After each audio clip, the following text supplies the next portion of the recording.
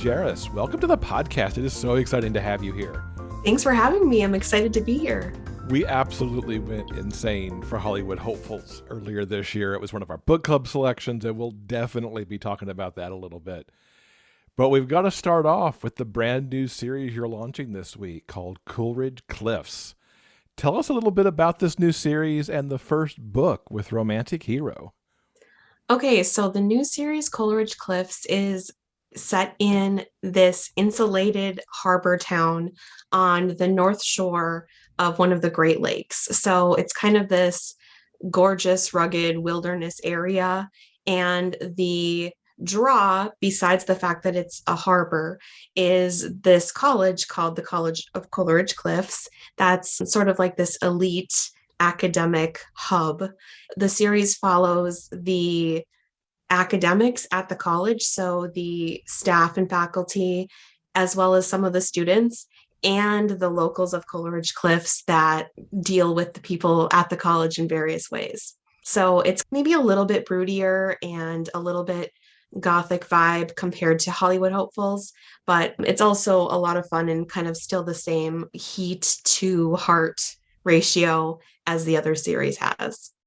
On the shores of Lake Michigan, is this place real? I grew up in Michigan, which is why you've now piqued my interest with around the Great Lakes. So it's loosely based on a town on the shore of Lake Superior in northern Minnesota. And I did steal some pieces of reality from the town, and I may or may not have gone to a major Gothic college for a semester in that town. And so some of it's real, but a lot of it is me making stuff up that I wish was real. And that's all the fun part of the fiction, right? Yeah. I can't imagine how cold it must be in the dead of winter going to school in a place that's parked on Lake Superior. It's frigid. Yep. What was your inspiration to bring librarian and professor together? Just those two words together just gives me all the, ooh, that's going to be good vibes. Well, okay, so my background is actually in academia. I spent about a decade teaching college English. So not only did I spend my years in college on campuses, but then I also taught on a campus for a long time. And so I have just all this sort of life stuff that relates to the faculty and the staff and the students and everybody at a college campus. So I just ran with it. Nice. How did you decide librarian and professor for the first in the series? So the professor is actually a spin-off character from Hollywood Hopefuls.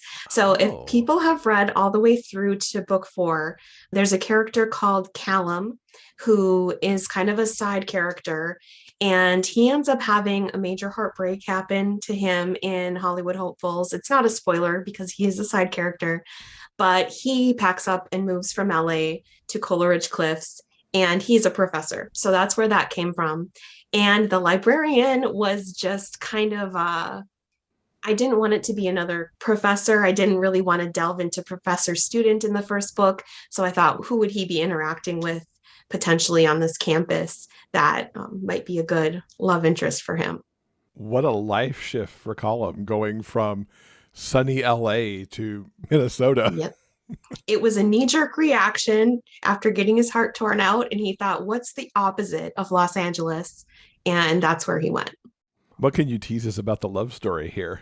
It's a little bit of a second chance romance. I did this serial earlier this year where I wrote, I think it was 5 parts of just this little interaction of an almost sort of hookup between a librarian and a professor in the campus library. And it ended up being like the kernel of inspiration for this book. So Callum and Theo is the other main character in this novel. They had this interaction one night on campus, and then they just kind of both went their separate ways and avoided the other because they felt embarrassed and they weren't really sure which one of them called it off or pulled back. And it was kind of a lot of confusion. So Professor Callum is avoiding the library, and Theo is noticing him avoiding the library, and they end up having to quit the avoidance because they're co-advisors on a student project. They didn't realize that they would be, but they ended up showing up at the same meeting and they have to work together now. What a great way to throw two people together trying to make avoidance. I mean, what must be a small campus in a small town, avoidance is already hard. But then a Mm-hmm. professor avoiding the library, that's just kind of like very difficult to do. Yes, it is. Sounds like you enjoyed building this universe out from the pieces of like you're going to school and your other academia. A different kind of world than you had to build in Hollywood Hopefuls. What was like the difference moving your own universe from LA to Minnesota? I think that in some ways, Hollywood Hopefuls was more challenging for me because it required a lot of research into things like film sets and even just the different roles in an actor's life, like the staff and things like that. I didn't know a lot of that. Most of my knowledge before writing the book was just what I've seen on like television shows, how they depict, the behind the scenes stuff. And so I didn't get super technical on anything, but it was research, and I had to kind of research a lot for that. With Coleridge Cliffs in academia, I'm just basing it off of bits and pieces of campuses and people that I've interacted with and just different things like that. It's much easier in some ways, but it's also the shift in mood from kind of the light Southern California vibe to trying to make this a little bit more like atmospheric and maybe a little bit broodier. That's the challenge this time. You used the word Gothic earlier, which really kind of caught my attention because you could certainly have Gothic campuses. How does that vibe kind of carry its way through what you're planning for the series? Okay, so that's actually a huge part of the series. I love Gothic literature. And so, like, my favorite book of all time is Frankenstein. And so, like, the Swiss Alps and the dark content and all of that kind of stuff. So, I've actually tied it in pretty heavily to the storylines. Coleridge Cliffs' claim to fame, besides having this great academic institution, is that they market their town on tragic tourism.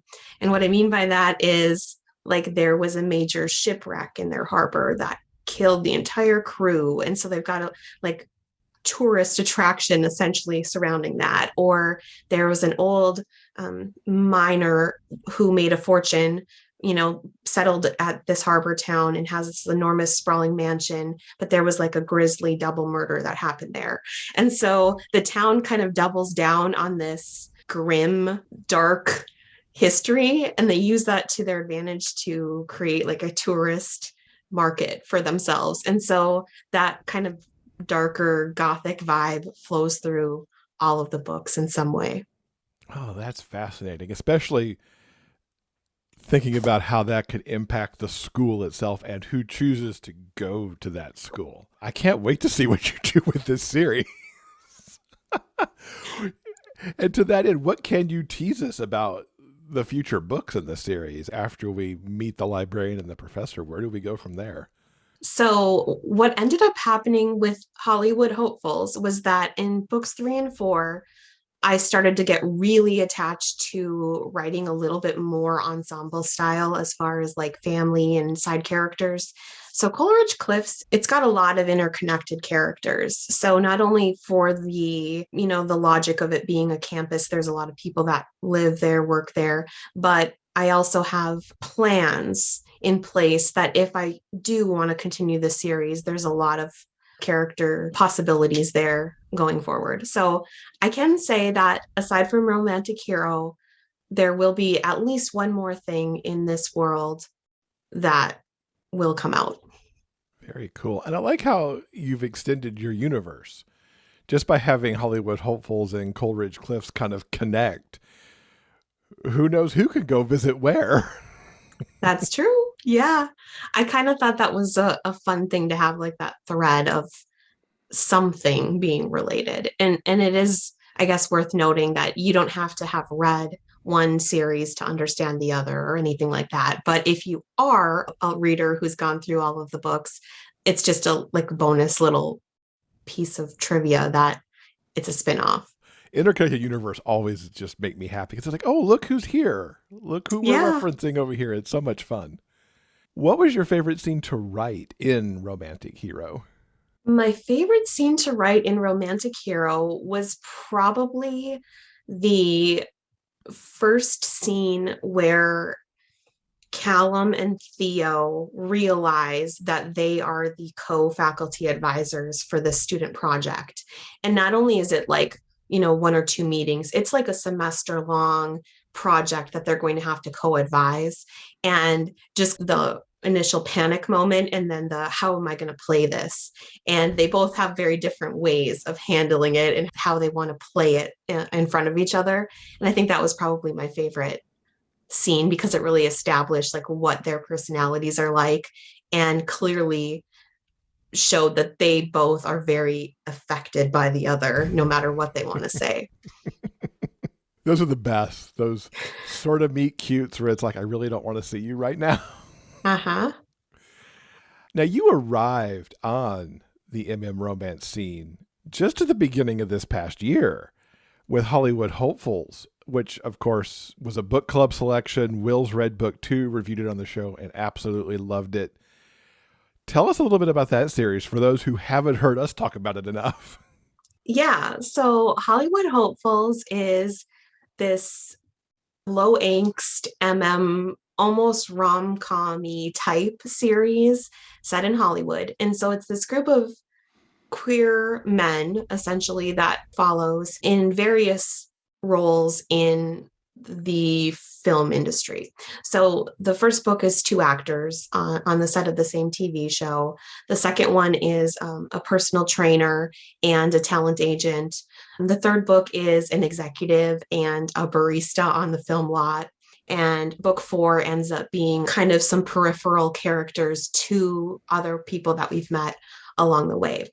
It's a lot of pop culture references and I think there's a lot of lightheartedness, humor, banter, and fairly steamy as well. And then sweetness, I'm not afraid to have like schmoopy scenes in there. And so just kind of like light, happy, fun books.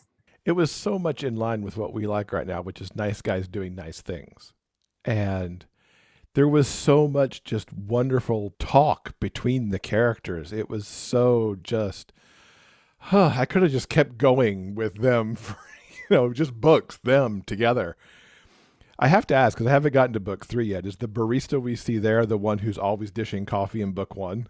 He is, yes. Awesome. I'm glad he got a book. I have to say, like, I know I'm not supposed to say this probably because I love all of the books that I've written, of course, but I feel like I hit my stride in book 3 as far as like finding a comfortable voice for me as a writer. And so book 3, book 4 in Hollywood Hopefuls, I'm really proud of how those turned out because it was kind of like I felt maybe I had my sea legs a little bit more at that point. Wow, I can't imagine then what those are like because as a book in general, not to mention a debut, that first book is just wonderful. What inspired Hollywood Hopefuls, especially given your background in academia, that Coleridge Cliffs didn't come first, but Hollywood Hopefuls did? There was a very specific piece of inspiration for this. And I don't know if I'm allowed to say it, but it is inspired on something I saw on like a gossip blog about a real actor and another actor that he was seen wandering around with. And was a lot of speculation about the nature of their relationship. And it was one sort of more established kind of A-lister type actor, or at least in some circles, and then a younger pretty newcomer to Hollywood. And I was just very, first of all, like excited to see them as a couple. And then I thought, okay, well, this would be a fun story to see how they got together and how that would ripple through their different circles in Hollywood. Mm-hmm. Especially, yeah, making it a workplace story and a workplace rom-com, no less. Mm-hmm. Was such just a nice breath of fresh air in the midst of everything. That's how it was for me to write it. And, it kind of started as something that it was kind of this would be fun to try. And then after a little bit of running lines, I thought, okay, no, I'm actually going to really try and do this and make it into an actual novel. And it was really like a good time and point in my life to do that and make that shift into trying something new. So I'm curious, is Frost Manor more Downton Abbey or more Bridgerton? I viewed it more as Downton Abbey when I wrote it because I hadn't seen Bridgerton yet There you go. That's when I fair. wrote it. But it's a little bit of both, I think. Yeah. I've had one of my friends say, I want Frost Manor to be real, but I want it to be gay. So can you just write the next series historical gay Bridgerton? And I was like, that sounds like something I would love to write at some point. You could write the actual tie-ins to Frost Manor. Yeah, for sure. That would be amazing. I can't think of any author who's done that sort of thing where you write the tie-in to the thing that you wrote into the book in the first place. That would be awesome. Yeah, I have some ideas about making Easter eggs like that. We'll see. As long as people keep reading my books, I got ideas aplenty. Keep reading, everyone, because Will and I want more books. We talked a little bit about Hollywood versus academia. In your Hollywood research, what was the thing that surprised you the most to learn?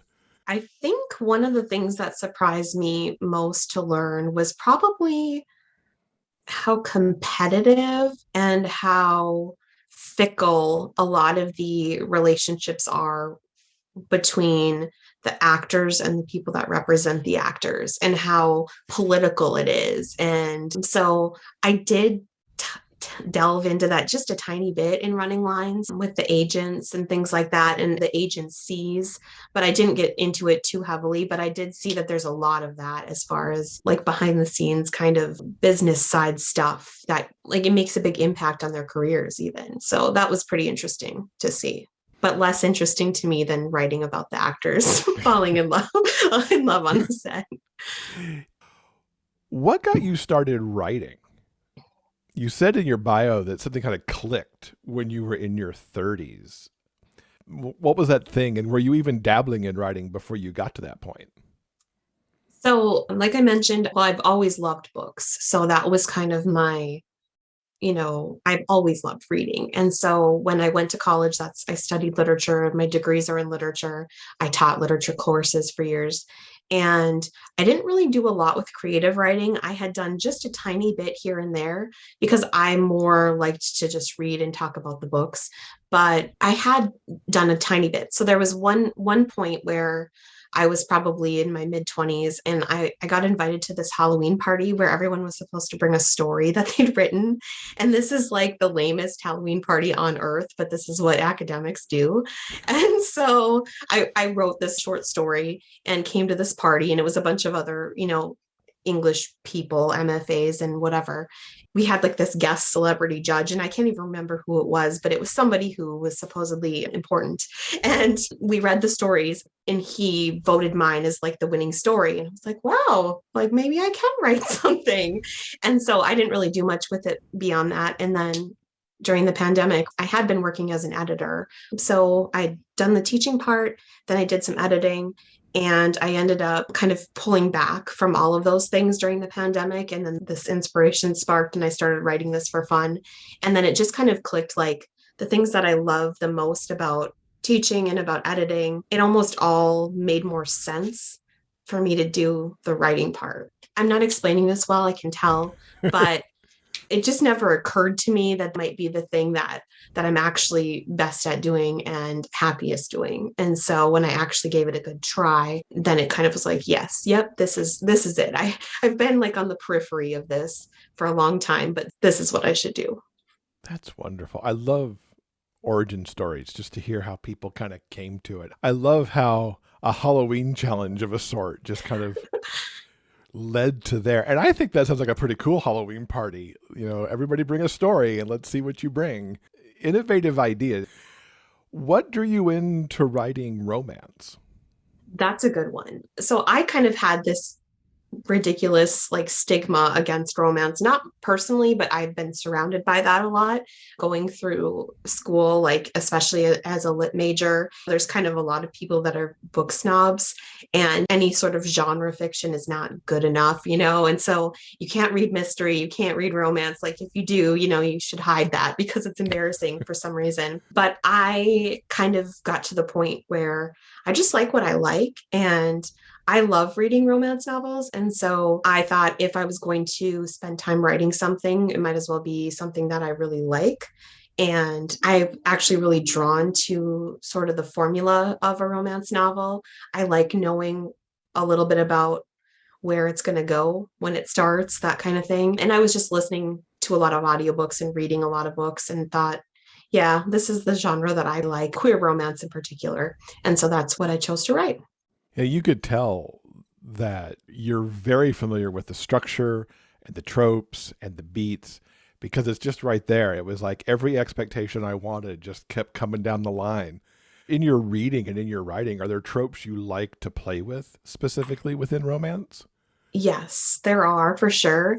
It didn't come through as much in Hollywood Hopefuls, but I love the trope of kind of texting, messaging, online communication, whether the characters know who they're talking to or not.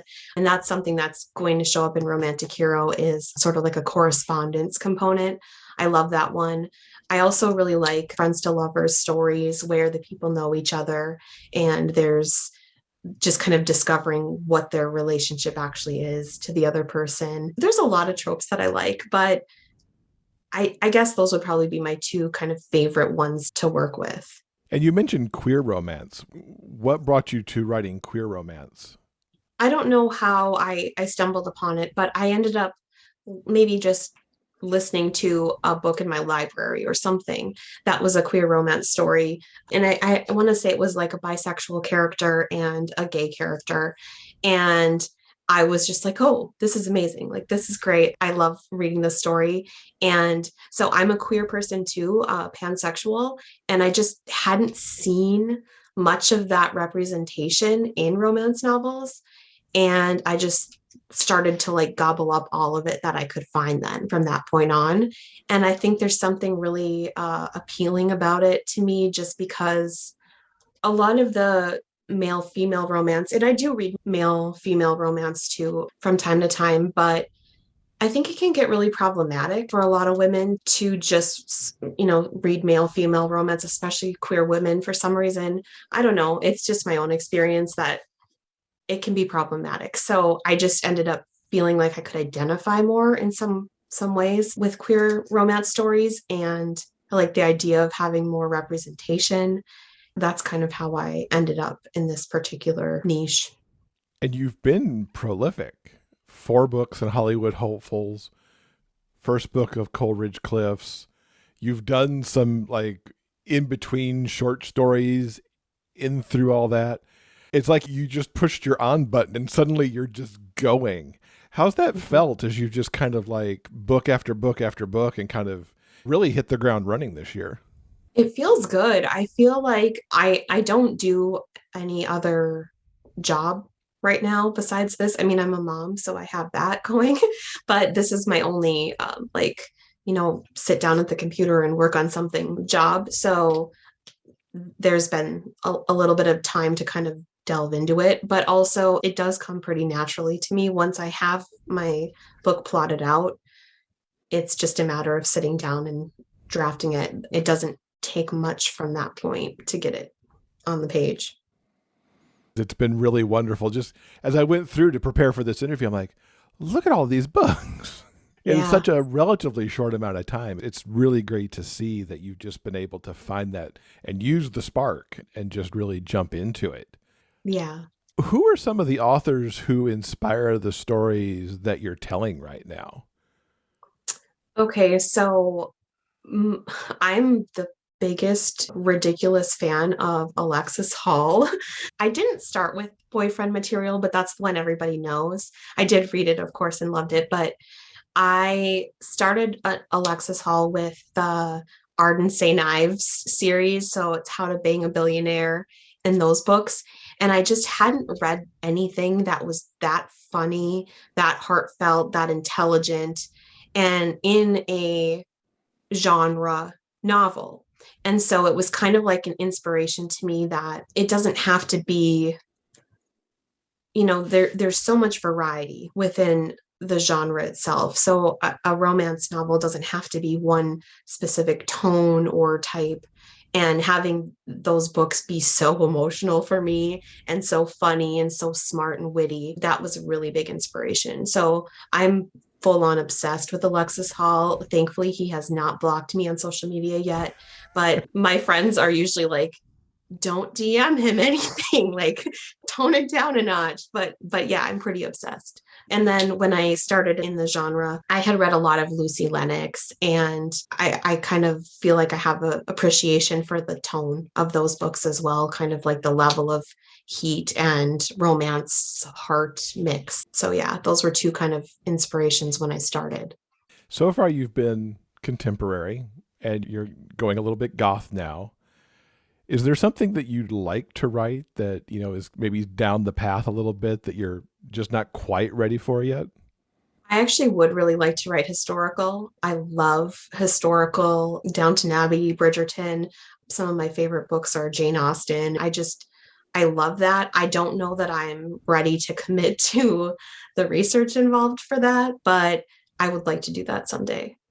Yeah, I really have a lot of admiration for people who really delve into their historicals and do all that research. You have to really pay attention to get it right. It's Right. a lot of extra responsibility that freaks me out a little bit. Me too. What would you say are the trademarks of a Jeris Jean story? I would say, at least what I'm aiming for as my trademarks, the dialogue is the biggest thing for me. The dialogue between the characters, that there's a lot of it for one, and that it sounds good, that it's witty and there's banter, but there's also a lot said in the short amount of words that end up being on the page. So I really try to focus on that. I think that there's a lot of like pop culture references. That's something that does carry through in Hollywood Hopefuls. It's a lot of music stuff. In Coleridge Cliffs, there's a lot of literary references. So I like to have kind of this like cultural awareness stuff going on. I like to also think that they're pretty character driven. So sometimes I'll have to remind myself like there has to be some kind of a plot event that happens here. It can't just be all internal character development. There's got to be something going on with these people. This also goes along with dialogue, but like my steamy scenes, it's the dirty talk, the steamy dialogue. So it's another form of dialogue, but those are probably my main consistencies.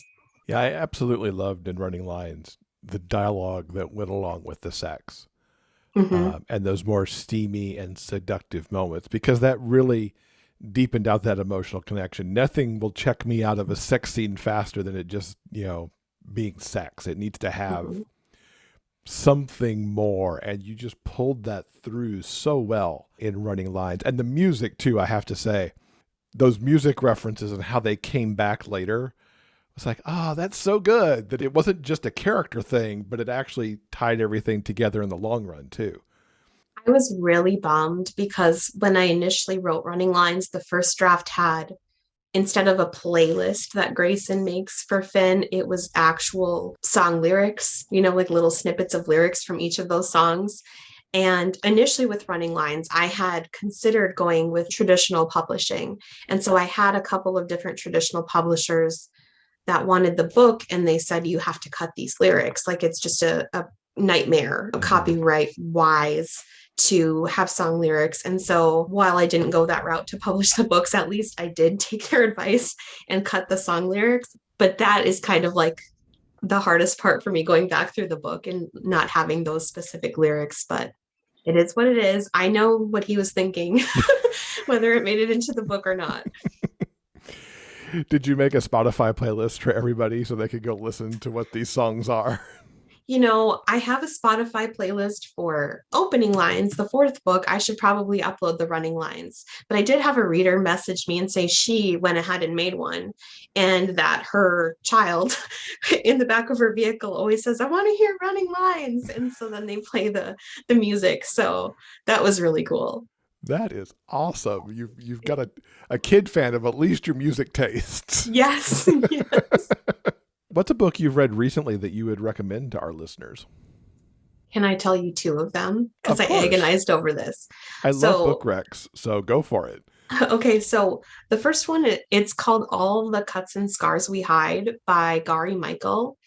And it's this contemporary one of the main characters is a former military. And so he struggles with like PTSD. And he meets this sort of ray of sunshine surfer guy in the book. And so it's kind of like that grumpy sunshine dynamic, but like a little bit more serious. It has just like this emotional depth to it that I really loved. So that one was really good. And the other one was a debut novel that I read recently called About Last Night, like Knight. And it was by Michaela Cole. And it's set in high school. So it's new adults, but they're 18 by the, for the book. So it's more of like, it's not like a high school YA. It's definitely more like a new adult romance. But it was one of those books where I was like, okay, this person is a natural writer. Like her dialogue was amazing. The scenes were so sweet and steamy and emotional. And so that one was really, really good too. I will definitely check those out. What can you share about what's coming next for you? Okay, so Coleridge Cliffs, the other thing that's coming out with that may or may not be like a book two. Well, it's something in the Coleridge Cliffs world for sure coming out. I would love to say there's more Coleridge Cliffs, but I don't want to be quoted on that at this point. I also am working on something that is a collaboration, and I can't really say anything about it besides that we're writing it. And it's not in either of my universe worlds that I've written. So that would be something new altogether. And everybody who has read book 4 of Hollywood Hopefuls has said there must be a book 5 to settle this. It's not a cliffhanger, but there is definitely unfinished business with some characters that need their own book. So I would like to say that that will eventually come to be as well. Nice. How are you finding co-writing? Co-writing it's a tough business. It only works if you have to have a very thoughtful and deliberate selection of co-author in order for it to work. And so it's going really well for me and for us, but I can't see myself thinking it would be a good thing to do with just any old person. It is important to find the right person that meshes with your process and how you work for sure. Not only like tone and writing style to some degree, but also, yeah, the process and the level of communication and honesty and things like that that you have to have. So, but I think it's great if it works, if it's the right mix. I know I personally love a lot of co-written books when there's a good partnership. So like I'm a stan of the Eden Finley Saxon James books. Like you can just tell when they have a good vibe and it meshes. And so I'm hoping that that's what we'll be able to do, something that meshes well and people like.